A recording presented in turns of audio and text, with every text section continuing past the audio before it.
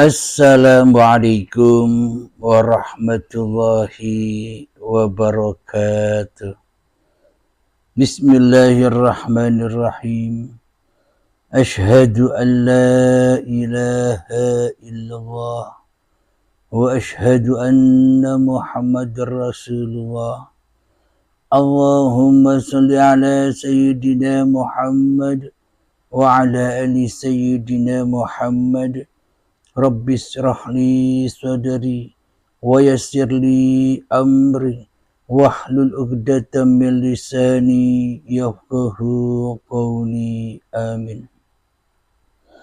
Bismillahirrahmanirrahim.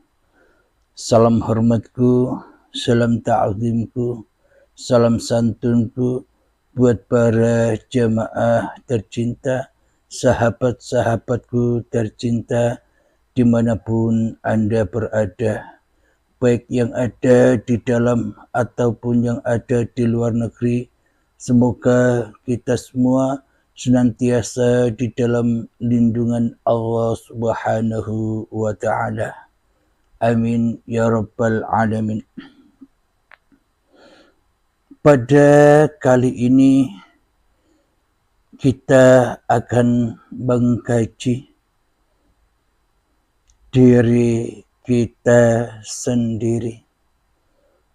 Kita ketahui bersama manusia saling menghujat manusia.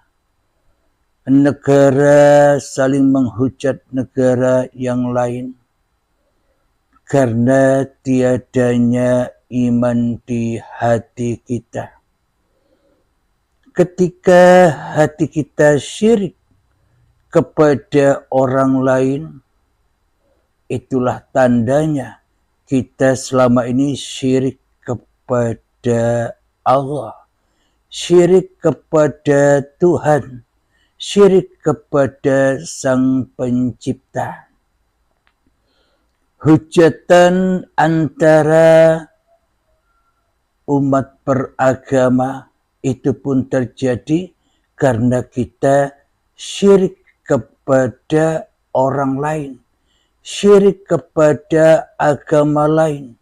Itulah tandanya bahwa sebenarnya bukan mereka yang syirik, bukan agama mereka yang syirik, akan tetapi sesungguhnya kita selama ini telah syirik kepada diri kita sendiri bila kita suka menghujat orang lain tanpa kita menghujat diri kita sendiri. Alhamdulillahirabbil alamin. Marilah kita bersama-sama hujat diri kita sendiri dengan ngaji teks Pancasila. Jadi kita akan mengaji teks Pancasila, lambang negara Indonesia, dasar lambang negara Indonesia, yakni teks Pancasila yang ada 5. Bismillahirrahmanirrahim. Di dalam kehidupan ini, kenapa kita selalu syirik kepada orang lain? Kita sering menghujat-hujat orang lain. Antar agama pun kita sering menghujat, mengejek-ejek agama lain. Antar negara pun kita juga menghujat antar satu negara dengan negara yang lain. Itu semua bersumber karena kita tidak pernah menghujat, mengejek diri kita sendiri, sehingga kita seolah bak Tuhan, seolah kita penguasa, dan seolah kita orang yang terbaik daripada orang lain. Karena inilah dasar-dasarnya kita sesungguhnya belum bertuhan apalagi mengenal Tuhan.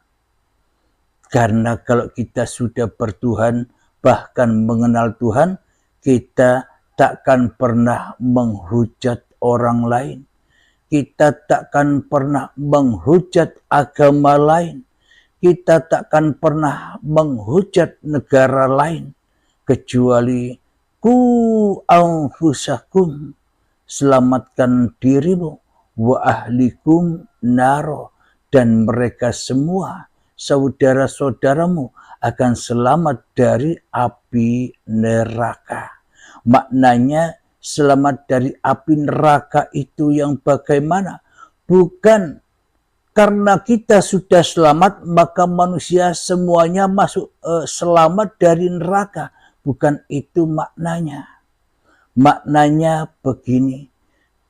Bila diri kita, masing-masing diri kita menjaga diri kita, ku anfusakum, selamatkanlah dirimu, wa ahlikum naro, maka seluruh manusia, maka seluruh saudara kita antar manusia, maka seluruh saudara kita antar agama, maka seluruh saudara kita antar negara akan selamat dari ejek-ejekan diri kita. Maknanya bagaimana mungkin bila kita sudah mengenal Allah bisa mengejek orang lain. Bagaimana mungkin bila kita mengenal Allah bisa mengejek agama-agama lain. Bagaimana mungkin kita bila mengenal Allah bisa mengejek negara-negara lain. Karena di dalam yang banyak itu ada yang satu. Bila kita sudah mengenal yang satu, maka kemanapun kau hadapkan pandanganmu, kau hadapkan pikiranmu, kau hadapkan pendengaranmu, kau hadapkan prasangkamu hanya kepada Allah yang berkuasa atas seluruh segenap manusia, seluruh segenap agama-agama, seluruh segenap bangsa-bangsa, maka terjadilah pandanglah yang banyak kepada yang satu, pandanglah yang satu kepada yang banyak. Itulah ciri-ciri manusia yang telah kembali kepada Tuhannya, yang telah mengabdi kepada Tuhannya. Bila diri kita masih memandang mulia diri kita sendiri, bila kita masih memandang kuat diri kita sendiri, bila kita masih memandang, membangga-banggakan, memulia-muliakan diri kita sendiri, sebenarnya diri kita ini tidaklah mulia di sisi Allah. Selagi kita merasa ada, selagi kita merasa wujud, selagi kita merasa hidup, maka sesungguhnya kita sudah melawan Tuhan. Kita sudah memusuhi Tuhan sebagai Sang Pencipta. Maka dari itu ketika diri kita merasa diri yang wujud, diri yang hidup, diri yang berkuasa, maka selamanya kita akan menjadi musuh-musuhnya Tuhan. Maka tak akan berlakulah pandanglah yang satu kepada yang banyak dan pandanglah yang banyak kepada yang satu, takkan berlaku. Kenapa? Karena kita memandang seluruh manusia dengan pandangan hawa nafsu kita sendiri. Karena kita memandang seluruh agama sesuai selera pandangan kita sendiri. Karena kita memandang seluruh bangsa-bangsa dan negara dengan hawa nafsu kita sendiri, seolah-olah diri kitalah yang paling baik dari seluruh manusia. Diri kitalah yang paling benar di dalam memeluk suatu agama. Dan diri kita merasa bangga atas bangsa Indonesia yang begitu kaya akan budaya, kaya akan suku dan sebagainya, maka kita pasti merendahkan manusia, merendahkan agama, merendahkan negara orang lain. Bila di dalam hati kita yang jadi Tuhan bukan Tuhan, akan tetapi bila di hati kita yang jadi Tuhan adalah diri kita sendiri yang wujud, diri kita sendiri yang hidup, diri kita sendiri yang berkuasa, itulah akar dasar dari angkara murka. Itulah yang dimaksud Dajjal itu, yang mana Dajjal itu akan mengkafir-kafirkan orang lain. Dajjal itu akan menyalah-nyalahkan agama lain. Dajjal itu akan menghina-hina bangsa-bangsa lain karena dirinya lah yang merasa paling mulia dengan golongan-golongannya. Itulah tanda-tanda bahwa kita selama ini jauh dari Tuhan. Alhamdulillahirabbil alamin, maka sadarilah wahai manusia, maka sadarilah wahai para sahabat-sahabatku, karena sesungguhnya kita semua, seluruh manusia dari akar yang satu, seluruh manusia dari asal yang satu, seluruh manusia dari sumber yang satu, maka tak akan pernah ada bedanya. Beda pengembaliannya tak akan pernah berbeda ketika kita pulang nanti. Maka kita semua dari sumber yang sama pun kembali kepada sumber yang sama. Jadi inna lillahi wa inna ilaihi raji'un. Darikulah yang suci, kata Allah, dan semua akan kukembalikan kepadaku yang suci. Dari Allah kembali kepada Allah. Maka hal inilah yang patut kita perjuangkan di dalam kehidupan ini, agar sesama manusia saling menghormati, agar sesama agama saling menyayangi, agar sesama antar bangsa saling bekerja sama untuk selalu menjunjung tinggi kehormatan masing-masing manusianya. Bila kita menghormati orang lain pun akan menghormati kita. Bila kita menghardik, bila kita mengejek, bila kita menghina orang lain, maka tandanya kita sebelum menghina orang lain, maka diri kita sendirilah yang terhina di sisi Allah. Meskipun orang yang kita hina tak mungkin terhina, maka orang yang kita hina sebenarnya derajatnya lebih tinggi daripada yang menghina. Akan tetapi berhubung iblis dan setan selalu menyesatkan kita, sehingga kita merasa terhormat daripada orang yang kita hina. Karena selama ini kita imannya hanya kepada iblis dan setan. Kita imannya hanya kepada kepentingan-kepentingan hawa nafsu kita sendiri.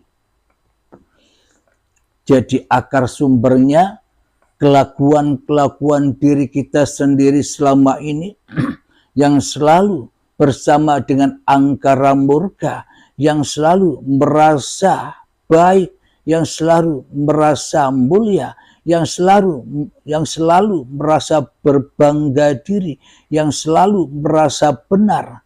Itu semua tanda-tanda bahwa kita belum bertuhan. Di dalam hati kita tak ada Tuhan, yang ada hanyalah diri kita sendiri. Di dalam hati kita gaib Tuhannya, yang wujud hanyalah kita sendiri. Di dalam hati kita mati Tuhannya, yang hidup hanyalah kita sendiri. Karena itulah maka hati kita terbakar oleh angkara murka, karena kita selama ini tidak bertuhan. Maka dari itu dasar negara kita yakni Pancasila itu ada 5 sila. Yang pertama Pancasila, 1. Ketuhanan yang Maha Esa. Itulah dasar lambang negara Indonesia, yakni sila yang pertama yang berlambangkan bintang berbunyi ketuhanan yang Maha Esa. Jadi yang dimaksud ketuhanan yang Maha Esa itu mempertuhankan Tuhan sebagai Tuhannya di dalam hatinya, daripada mempertuhankan iblis dan setan di dalam hatinya. Apa yang dimaksud mempertuhankan iblis dan setan di dalam hatinya? Ketika Tuhan, ketika Allah, ketika Allah, ketika Bapa, ketika Gusti, ketika Sang Hyang Widi gaib, tiada atas diri kita, di hati kita, itulah tanda bahwa kita selama ini belum bertuhan, karena yang ada hanyalah diri kita sendiri. Wujud diri kita sendiri yang ada. Pantas saja dunia ini ramai hujat-menghujat antara satu dengan yang lain. Antar agama pun saling hujat-menghujat mencari kebenaran karena belum menemukan kebenaran yang sesungguhnya. Maka kita selama ini mencari kebenaran, golek bener karepe dewe, karena kita belum menemukan kebenaran yang sejati. Kebenaran di dalam bertuhan, akhirnya kita merasa yang paling baik dari orang lain. Kita merasa yang paling benar agama kita daripada agama orang lain. Kita merasa mulia kedudukan bangsa kita daripada bangsa yang lain. Itulah tanda bahwa selama ini kita tidak berketuhanan di dalam hati kita, kecuali mentuhankan diri kita sendiri selama ini. Alhamdulillahirabbil alamin. Jadi yang dimaknai ketuhanan yang Maha Esa itu yakni hati telah kembali mentuhankan Tuhan yang telah menciptakan dirinya. Hati yang telah sadar bahwa diri kita selama ini telah jatuh ke dalam lembah angkara murka, di dalam lembah kezaliman, di dalam lembah fahsya wal mungkar, karena kita selama ini jauh dari Tuhan. Maka bagi orang-orang yang berkaca atas dirinya sendiri, itulah orang-orang yang selamat dari angkara murka ini, yang mana manusianya rela, ridho, berjuang, ku anfusakum, selamatkanlah dirimu. Dari siapa? Selamatkanlah dirimu dari dirimu, di hatimu, agar teraplikasi, yakni ketuhanan yang Maha Esa. Jadi sebenarnya siapakah Tuhan itu? Tuhan itu adalah Allahu la ilaha illa huwal hayyul qayyum. Allah. Tiada Tuhan yang berhak disembah. Dialah hidup yang kekal, lagi terus-menerus mengurusi ciptaannya. Jadi sebenarnya siapakah Tuhan yang Maha Esa itu? Tuhan yang Maha Esa itu adalah hidup yang menghidupi diri kita, hidup yang menghidupi seluruh umat manusia, hidup yang menghidupi seluruh umat beragama, hidup yang menghidupi seluruh umat berbangsa-bangsa di dunia ini. Jadi itulah yang dimaksud, pandanglah yang satu kepada yang banyak, dan pandanglah yang banyak kepada yang satu. Bila kita sudah kembali bertuhan, maka kita tak akan pernah bisa merendahkan, tak akan pernah bisa menghujat, tak akan pernah bisa mengejek orang lain. Kenapa? Karena kita sudah tenggelam di dalam uripe Allah. Jadi memandang manusia apapun, agama apapun, bangsa apapun, maka pandangannya hanya dengan pandangan lillahi ta'ala.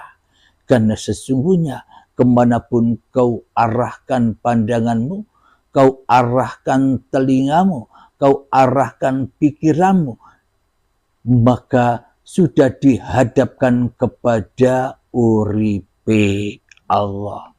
Bila tak ada uripe Allah, apa kita bisa memandang? Bila tak ada uripe Allah, apakah kita bisa mendengar? Bila tak ada uripe Allah, apakah kita bisa merasa-rasa? Jadi semua kekuasaan itu, kewujudan, kehidupan, pendengaran, penglihatan, perkataan, kehidupan ini sudah dikembalikan kepada Sang Esa yang menghidupi seluruh umat manusia dan yang menghidupi segala sesuatu. Jadi jangan dikira segala sesuatu itu mati. Contoh, kita melihat apa-apa yang wujud di area kita berada. Kita melihat wujud kayu, kita melihat wujud gelas, kita melihat wujud sendok, kita melihat wujud manusia. Semua itu hidup. Bila tak hidup, maka kita tak akan pernah bisa mewujudkan gelas, sendok, garpu, dan sebagainya. Semua itu hidup. Kenapa dikatakan hidup? Ada sesebutannya. Maka dari itu, bila yang hidup masih diri manusia kita, maka kita akan jauh dari Tuhan, jauh dari ketuhanan yang Maha Esa, maka kita bukan dikatakan umat yang beragama, dan kita bukan dikatakan umat manusia, akan tetapi bila kita tidak bertuhan akan dikatakan oleh Allah umat iblis, umat setan, umat kafirin. Apapun agamanya, siapapun manusia, negara apapun sesebutannya, bila di dalam hati kita masih kewujudan diri manusia kita, masih kehidupan diri manusia kita, masih kekuasaan diri manusia kita, berarti kita selama ini bukan umat manusia, tapi umat iblis dan setan. Bismillahirrahmanirrahim. Inna syaitana lakum aduwwum mubin.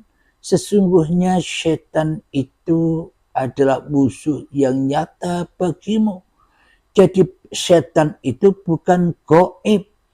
tak terlihat tapi nyata jelas terlihat oleh dirimu di hatimu. Bila yang ada, yang wujud, yang hidup, yang kuat, yang berkuasa di dalam hatimu hanyalah dirimu, berarti Allahnya gaib, dan yang jadi Tuhan, yang wujud, yang hidup, yang berkuasa hanyalah diri kita sendiri. Inilah yang dimaksud umatnya iblis dan setan menyembah hawa nafsunya sendiri, maka selamanya tak akan tercipta ketuhanan yang Maha Esa.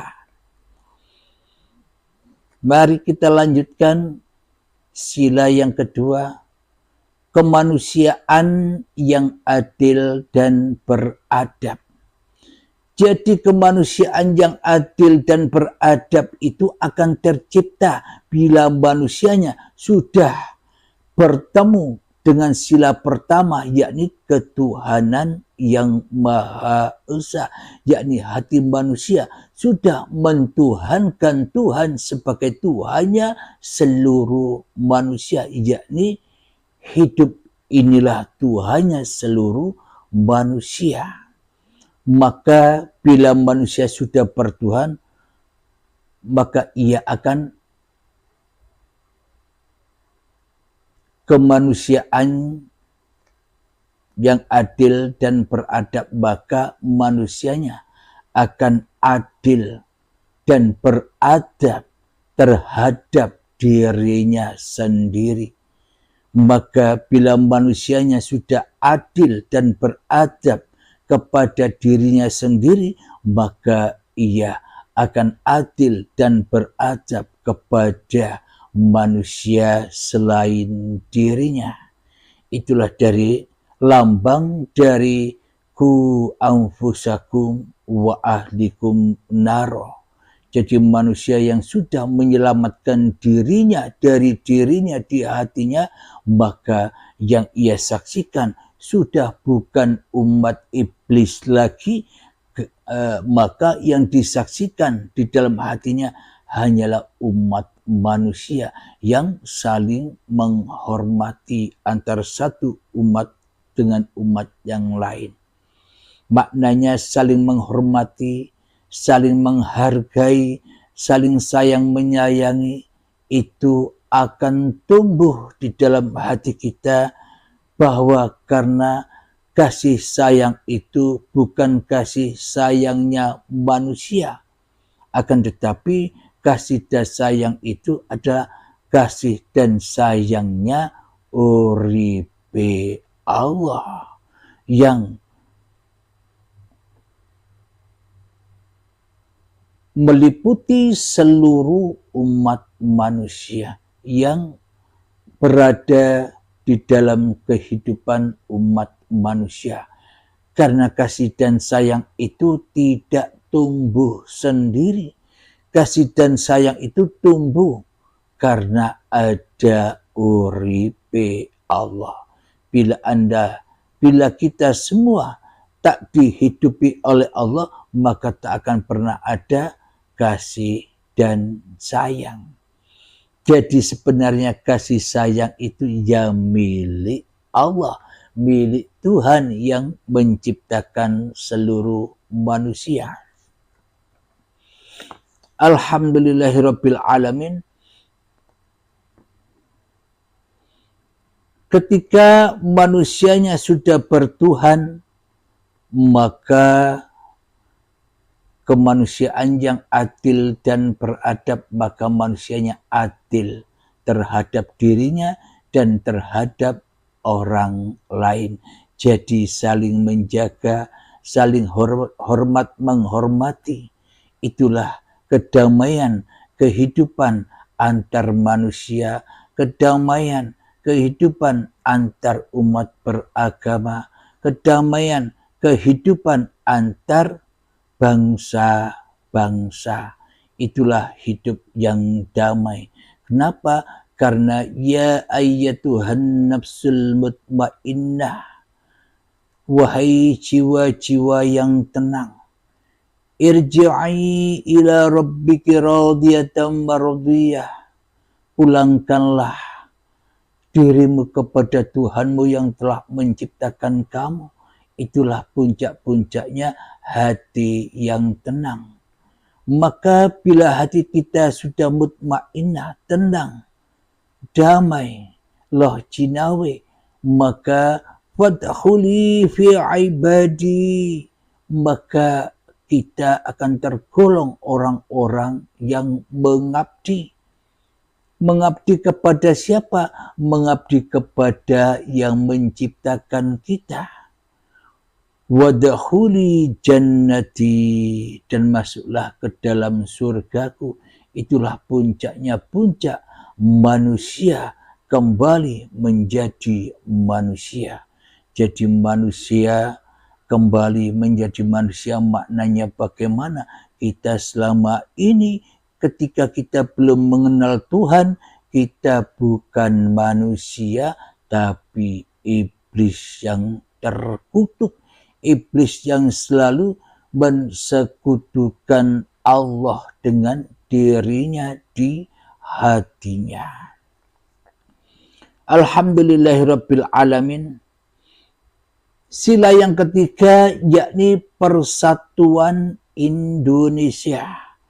Maka bila kita sudah mengenal Tuhan, maka semuanya yang ada hanya ahad.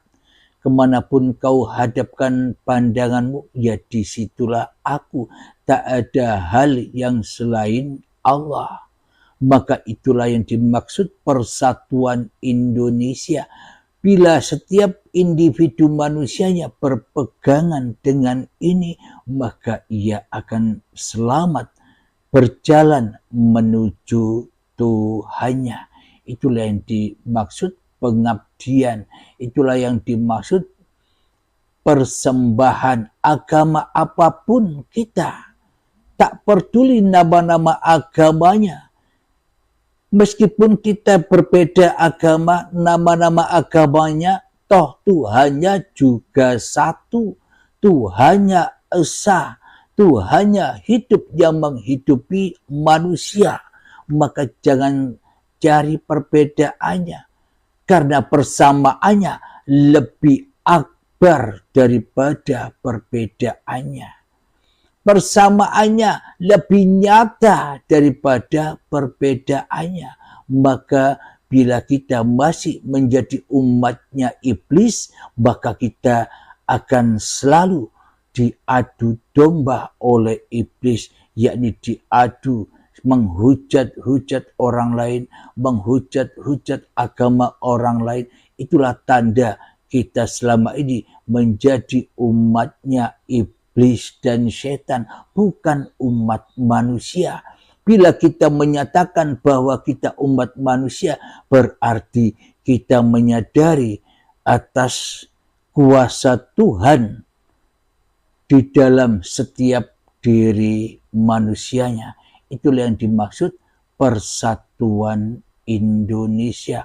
Maka semua manusia akan satu, akan bergotong royong, akan saling menghormati, sehingga kehidupan ini tak ada kejahatan dan perang, yang ada hanyalah kedamaian.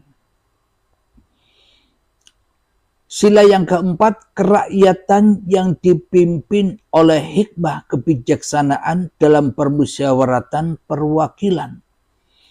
Maka rakyat akan menyatu dengan pemimpinnya.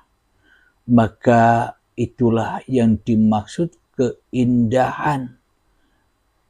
Itulah hikmah kebijaksanaan antara rakyat dan pemimpinnya. Rakyatnya bijaksana dan pemimpinnya pun bijaksana. Antara pemimpin dan rakyat saling menghormati satu dengan yang lain. Sila yang kelima, keadilan sosial bagi seluruh rakyat Indonesia. Maka bila kita sudah bertuhan, maka Allah akan adil terhadap seluruh ciptaannya. Jadi maknanya Allah adil itu bagaimana? Bukan manusianya yang adil. Manusianya tak bisa adil, tapi hanya Tuhanlah yang menghidupi seluruh manusia yang adil. Maknanya ketika ada orang yang lebih tinggi pangkatnya daripada kita, maka kita memandang jangan dengan hawa nafsu, memandang jangan dengan iblis dan setan, maka pandanglah dengan keadilan Allah. Bila tak ada Allah, orang itu kan tak bisa begitu. Bila tak ada Allah, agama itu kan tak bisa begitu. Bila tak ada Allah, bangsa-bangsa itu kan tak bisa begitu. Itulah yang dimaksud keadilan Allah. Akan tetapi kita selama ini berhubung kita ini umatnya iblis, maka kita sering diadu domba di dalam hati kita melihat orang yang lebih tinggi pangkatnya dari kita, kita cemburu, kita iri, kita merasa tersisihkan. Itulah hati umat iblis ini yang selalu diadu domba oleh iblis dan setan, karena kita selama ini menjadi budak-budaknya iblis dan setan, menjadi pengikut-pengikutnya iblis dan setan, yang mana hati kita selalu dan selalu mensekutukan Allah di dalam hati kita. Maka adililah dirimu, maka kita akan adil kepada sesama. Meskipun posisi yang berbeda, meskipun agama yang berbeda, meskipun bangsa yang berbeda, bila kita melihat dengan keadilan Tuhan, maka semuanya akan sama. Semuanya akan inna lillahi wa inna ilaihi raji'un.